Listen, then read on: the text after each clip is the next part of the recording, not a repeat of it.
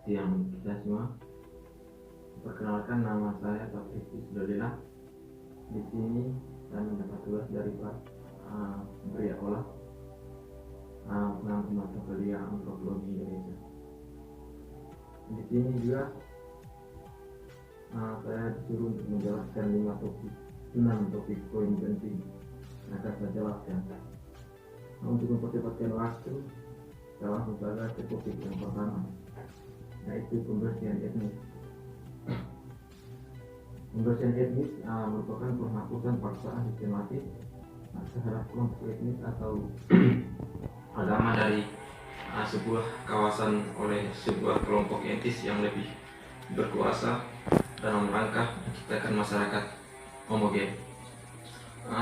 Sebuah peristiwa ini tersebut merupakan berbagai bentuk migrasi paksa, intimidasi, serta pembunuhan massal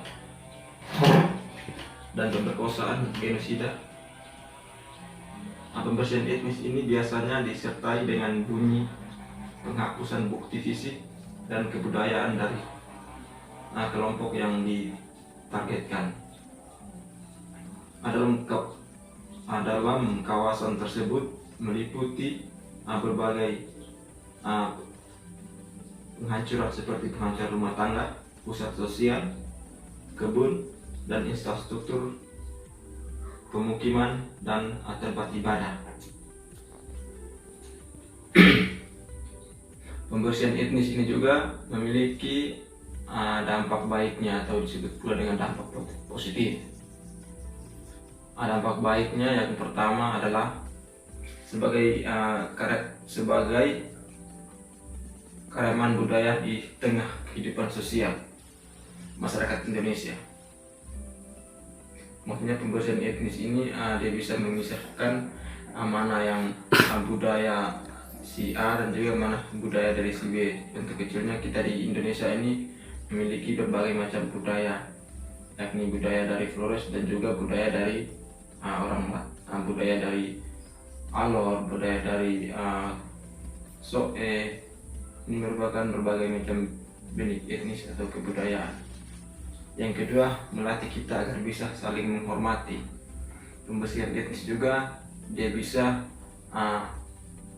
memperbaiki atau menjalin hubungan yang baik atau yang buruk terhadap kita di dalam masyarakat ini, agar dalam sebuah hubungan antara kelompok etnis bisa saling menghargai dan juga saling menghormati satu sama dengan yang lainnya. Yang berikut, kita bisa mengambil hikmah atau mencoba kebiasaan baik yang sering dilakukan oleh suku atau agama atau ras.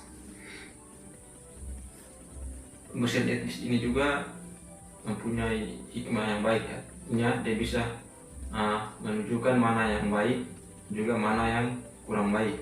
Jadi kita sebagai manusia atau makhluk sosial, kita bisa memetik atau etnis-etnis yang memiliki dampak baik bagi kehidupan kita beragama atau bermasyarakat. Berikut, melatih untuk menghargai perbedaan dan rasa toleransi. Kita bisa menghargai antara sesama individu maupun kelompok, maupun teman-teman yang beragama lain maupun bahasa lain, budaya lain yang ada di sekitar negara kita ini. Yang berikut, memotivasikan anak bangsa untuk tetap bersatu walaupun berbeda di tengah perbedaan. Dengan pembersihan etnis ini, kita tetap menyadarkan kita untuk tetap bersatu walaupun kita ini berbeda-beda berbagai pendapat, suku, bangsa. Tetapi dengan pembersihan etnis ini, kita tetap memperkuatkan untuk saling rasa bersatu, persaudaraan terhadap satu sama yang lainnya. Berikutnya, pembersihan etnis ini juga dapat memiliki efek yang kurang baik atau efek negatif. Yang pertama, bagi beberapa kalangan perbedaan menimbulkan perpecahan, yakni di antara pembersihan etnis ini juga dia hanya melibatkan budaya atau suku bangsa tertentu, yakni yang lebih baik dipilihkan, yang lebih buruk dipilihkan. Ini yang menyebabkan konflik antara etnis, suku atau agama.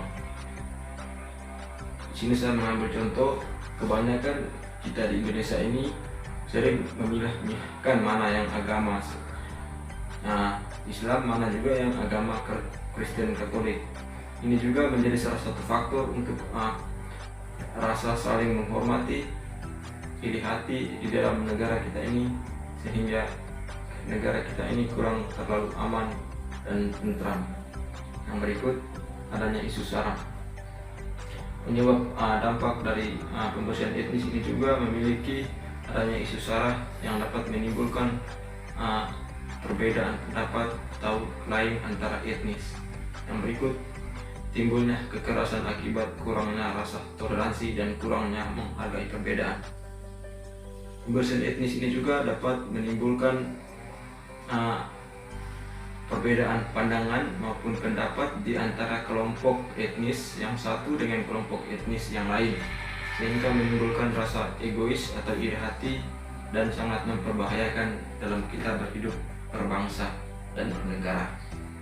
Yang berikut, timbul persaingan saling berlomba-lomba untuk membuktikan agama, suku, ras atau yang paling terbaik. Jadi dampak yang tidak baik yang dilakukan oleh pembersihan etnis ini juga timbulnya rasa persaingan.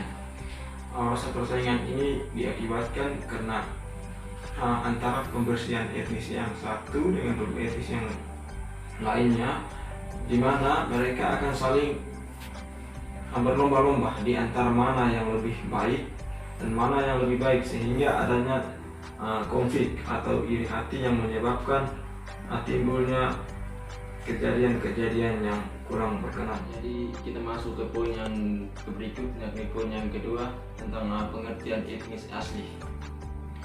Mempelajari tentang etnis asli adalah mengetahui tentang pribumi, disebut pula dengan orang asli atau penduduk asli di suatu lokasi atau wilayah tertentu. Ini merupakan etnis asli. Pengertian etnis asli merupakan masyarakat yang merupakan keturunan penduduk asli atau dari suatu tempat tertentu dan telah membangunkan kedudukannya di tempat tersebut dengan status asli atau indigenous. Indigenous sebagai kelompok etnis yang bukan pendatang dari daerah yang lainnya.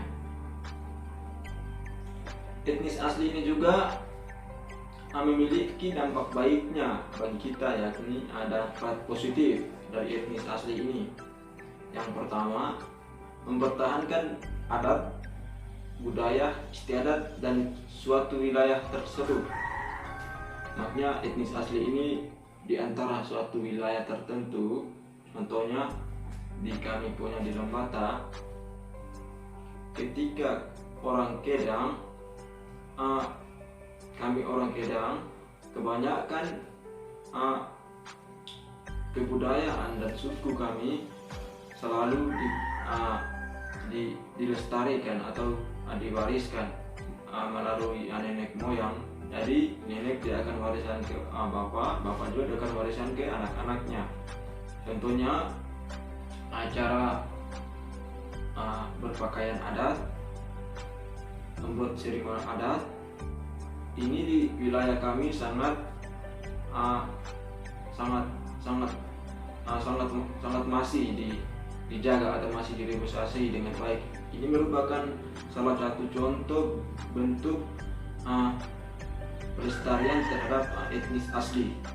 Yang berikut, memudah menjalankan rasa kekeluargaan tinggi di suatu wilayah. Jadi kami di Kedang ini etnis asli ini sangat dilestarikan, bukan hal dalam sisi kebudayaan, tapi juga dalam salah satu bentuk hidup bermasyarakat. Jadi kami saling bergotong royong. Baik, di poin yang ketiga ini dari dampak positif dari etnis asli, dampak baik yang dilakukan oleh etnis asli bisa menimbulnya kurangnya kekacauan atau kerusuhan di mana-mana. Jadi etnis asli ini lebih mempertahankan kebudayaan asli, dan asli ini bisa mempertahankan kebudayaan dalam suatu kelompok ya, sehingga mereka saling bergotong royong atau saling membantu satu sama yang lain.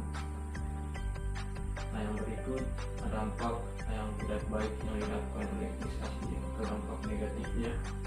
Yang pertama tertinggal dari perkembangan globalisasi. Nah, etnis asli ini mereka mempertahankan kebudayaan sendiri dan sulit menerima kebudayaan asing atau pendatang, sehingga mengakibatkan mereka tertinggal dari berbagai teknologi, pengetahuan, dan juga kebudayaan. Yang kedua, tertinggal dari ilmu pengetahuan. Juga otomatis ketika etnis asli ini mempertahankan kebudayaan suatu wilayahnya, maka mereka akan tertinggal dari pengetahuan, berbagai informasi, dan lain sebagainya. Yang berikut, mudah terjadi kerusuhan antar etnis karena saling berlawanan. Karena etnis asli ini mereka mempertahankan etnisnya di dalam wilayahnya sendiri dan sulit dipengaruhi oleh etnis yang lain, sehingga di antara etnis yang asli dengan etnisnya mereka saling berlawanan, mereka saling menguji-uji atau berlomba-lomba mana yang terbaik di antara etnis. Oke, kita langsung ke poin yang ketiga tentang etnisitas. Di poin yang ketiga ini kita akan belajar tentang etnisitas, merupakan properti hubungan atau kelompok di mana perbedaan budaya antara kelompok dikomunikasikan secara sistematis dan berlangsung secara terus-menerus. Jadi etnisitas ini juga memiliki berbagai dampak yang timbul di antar kalangan kita. Yang pertama, dampak baiknya atau dampak positifnya. Yang pertama, memperkasa kebudayaan suatu bangsa. Jadi etnisitas ini bisa memperkasa atau memperluas dari suatu bangsa. Contoh, kebudayaan asing bisa terbaur di dalam budaya Indonesia, sehingga Indonesia memiliki daya tarik yang tinggi dari berbagai faktor yang ada di luar negeri untuk datang mengikuti perkembangan sektor di Indonesia. Yang kedua, mempererat persatuan dan kesatuan Indonesia. Etnisitas ini juga bisa mempererat antara rasa persaudaraan atau persatuan di antara kita, karena mereka saling membawa rasa persatuan persaudaraan yang tinggi. Yang berikut, memperluas toleransi dan wawasan masyarakat tentang keragaman budaya. Jadi etnisitas ini juga bisa membawa masyarakat di dalam berbagai sektor budaya dan rasa toleransi, kerjasama gotong royong di dalam suatu budaya. Yang berikut, menjadi daya tarik wisata. Sudah otomatis ketika etnisitas ini menjalin hubungan kerjasama atau toleransi antar budaya, maka sudah menjadi sorotan wisata baik di dalam negeri maupun di luar negeri. Yang berikut, menjadi budaya warisan dunia. Otomatis ketika sudah menjadi daya tarik wisata, maka kebudayaan di dalam budaya itu akan menjadi sorotan dunia atau menjadi wisatawan atau menjadi tempat-tempat budaya bagi orang-orang yang berwisata. Yang berikut, etnisitas ini juga memiliki dampak yang satunya, yaitu dampak negatif. Dampak negatif dari etnisitas ini adalah yang pertama, terjadi perang antar adat.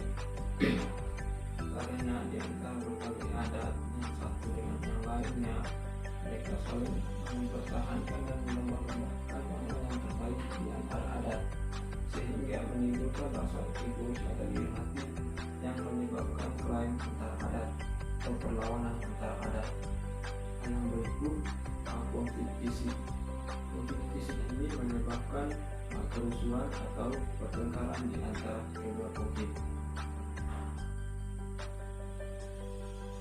Yang keempat ini yakni tentang etnisentrisme. etisentrisme. Etisentrisme ini merupakan sikap yang menggunakan pandangan dan cara hidup dari sudut pandang suatu kelompok masyarakat sebagai tolak ukur untuk melihat kelompok lain. Jadi ini etisentrisme ini dia menilai suatu kelompok atau mempelajari kelompoknya dari kelompok yang lain. Etisentrisme ini juga memiliki dampak yang tidak baik atau dampak negatif. Yang pertama, munculnya anggapan bahwa budaya memiliki sendiri lebih baik daripada kebudayaan lain. Jadi etisentrisme ini dia menganggapkan bahwa budaya yang dianggapnya lebih baik daripada budaya yang lain, sehingga menimbulkan efek-efek yang tidak diinginkan seperti kerusuhan atau iri hati, dan juga hilangnya rasa toleransi antara daerah karena di antara etnis mereka saling egois atau iri hati, sehingga hilangnya rasa kepercayaan atau rasa persaudaraan di antara suatu daerah atau suatu etnis itu sendiri. Yang berikut, hilangnya rasa persatuan dan kesatuan karena adanya etnosintisme, karena mempengaruhi sangat toleransi antar daerah, sehingga rasa persaudaraan dan rasa persatuan sudah mulai pudar. Etisentrisme ini juga memiliki dampak baiknya. Dampak baiknya yang pertama, menjalinkan hubungan kerjasama antara kelompok etnis yang lain, yang mana etnis yang si A bisa menjalinkan hubungan etnis dengan si B. Contohnya etnis dari Flores bisa menjalinkan hubungan etnis dengan orang Timor, merupakan suatu hubungan atau saling bekerja sama dalam ilmu pengetahuan, kebudayaan maupun lain sebagainya. Yang berikut, mempercepatkan perkembangan ekonomi global, karena di antara mereka, antara si etnis Flores dengan si etnis Timor, mereka saling berhubungan kerjasama, maka bukan dalam satu sisinya bukan hanya dalam suatu etnis saja, tapi bisa mempermaju atau memperkembangkan teknologi maupun ekonomi di antara kedua etnis itu tersebut. Yang berikut kita masuk ke poin yang kelima. Di poin kelima ini saya akan membawa topik tentang etnologi. Jadi di poin yang kelima ini saya akan membawa tentang etnologi. Etnologi merupakan salah satu dari cabang ilmu antropologi. Jadi etnologi ini merupakan salah satu cabang ilmu antropologi yang mempelajari berbagai suku bangsa dan aspek kebudayaannya, seperti hubungan antar satu bangsa dengan bangsa yang lainnya.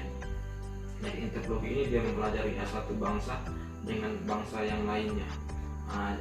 Tentu saja kita di Indonesia ini berbagai macam jenis bangsa, suku, bahasa, agama maupun lain sebagainya, atau biasa kita sapa dengan berbeda-beda tetapi tetap satu, yakni Bhinneka Tunggal Ika.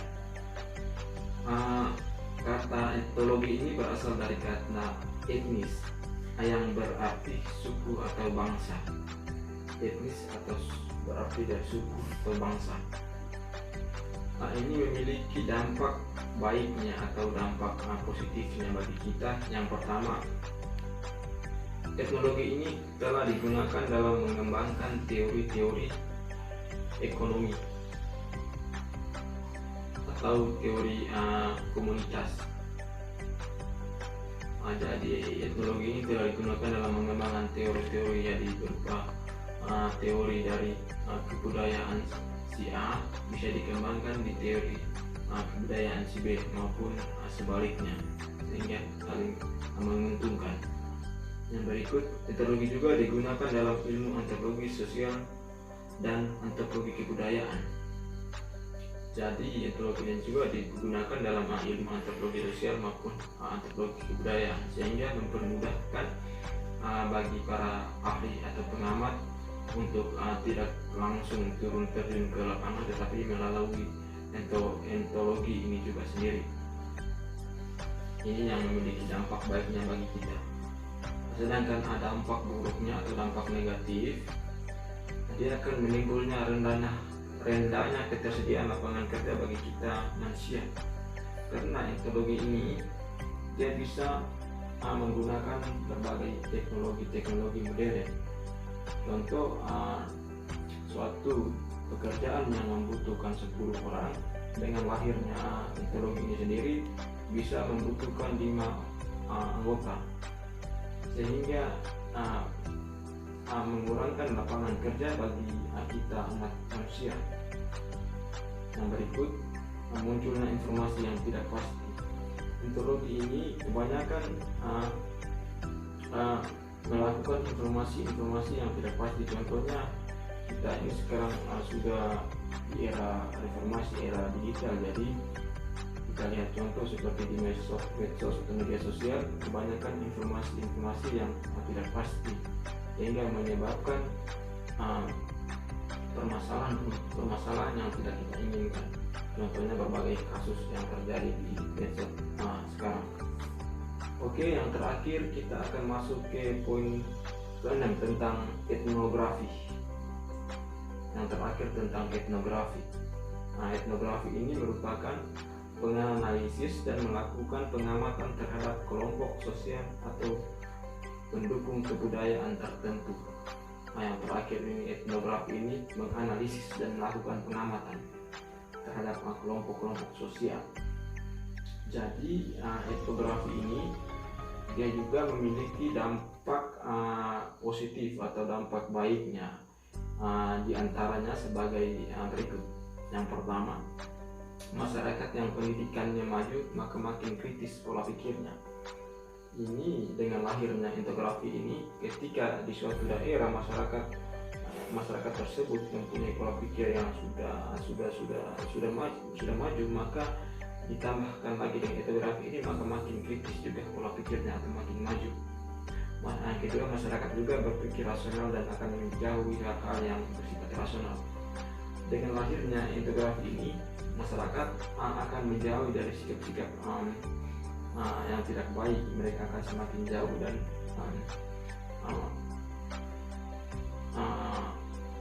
melakukan tindakan-tindakan yang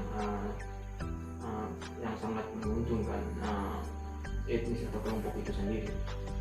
Yang berikut, meningkatkan taraf hidup bermasyarakat. Dengan lahirnya etnografi ini, masyarakat semakin menyadari dan semakin saling menghargai dan melengkapi di antara hidup bermasyarakat. Yang berikut, masyarakat akan ditantang untuk bagaimana cara mempelajari hidup bermodern yang sesuai dengan perkembangan sekarang tentang teknologi, dituntut untuk melakukan era digital. Ini merupakan dampak yang dilakukan oleh etnografi ini sendiri. Yang berikut, etnografi juga memiliki dampak yang tidak baik atau yang tidak kita inginkan. Yang pertama, bentuk kesenian tradisional semakin terdesak oleh kesenian modern. Ini mulai hilangnya kebudayaan yang dulu akan mulai terpudar dan diganti dengan kebudayaan modern, sehingga hilangnya kebudayaan yang khas dari suatu daerah itu diganti dengan kebudayaan dari luar. Yang berikut, peralatan yang dulu akan diganti dengan peralatan teknologi. Contohnya, kita di Indonesia ini adalah mayoritas penduduk adalah sebagai petani. Yang dulu kebanyakan masyarakat memanfaatkan perkebunan dengan menggunakan alat yakni berupa cangkul maupun tofa. Tetapi dengan sekarang semakin pesatnya teknologi, masyarakat dimanjai dengan berbagai teknologi yang sesuai kita lihat sekarang. Dan yang berikut, pekerjaan yang dilakukan dengan fisik akan diganti dengan pekerjaan yang modern berupa di sini saya mengambil contoh pekerjaan yang berupa dulu kita melakukan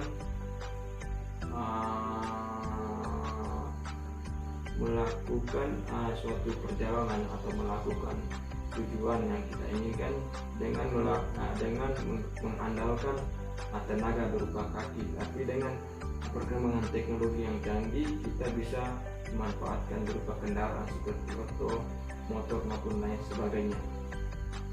Jadi mungkin hanya ini saja yang dapat saya sampaikan. Kurang dan lebih saya minta maaf. Sekian dan terima kasih.